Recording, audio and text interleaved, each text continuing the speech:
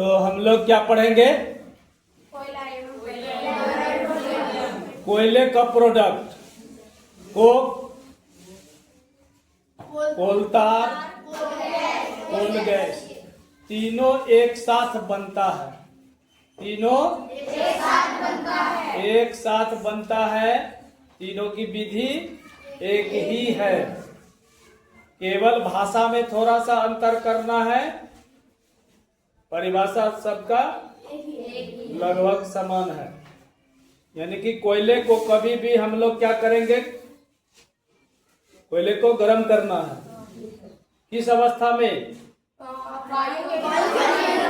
वायु की अनुपस्थिति में गर्म करना है ना? कितना डिग्री सेल्सियस पर गर्म करना है? 1000 डिग्री सेल्सियस पर गर्म करना है ना?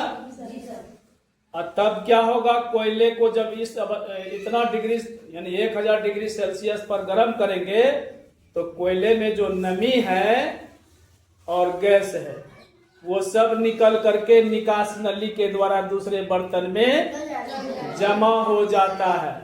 क्या हो जाता है? जमा हो जाता है। नमी जो है तरल पदार्थ के रूप में दूसरे बर्तन में जमा हो जाता है। नहीं हो जाता है? तो वो तरल पदार्थ जो दूसरे बर्तन में जमा हुआ उसी को बोलते हैं कोल पदार्थ, कोलतार। क्या बोलते हैं उसको?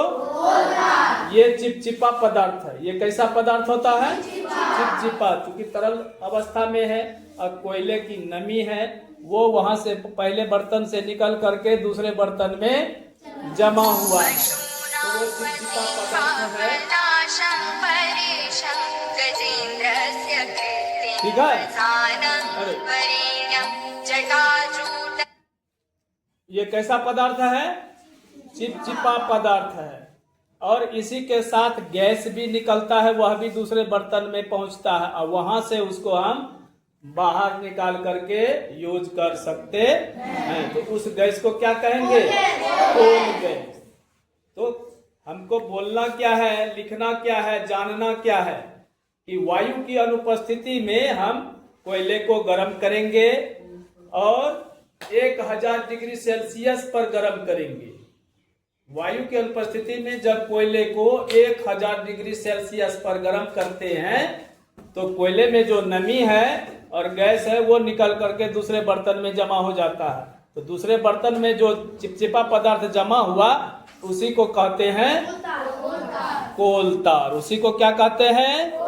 कोलतार कहते हैं। नहीं, और इस वहां जो गैस निकला उस गैस को कोल गैस कहते हैं। तो तीनों एक ही साथ बन रहा है। इसको फिगर के सहारे हम लोग को जानना है ना?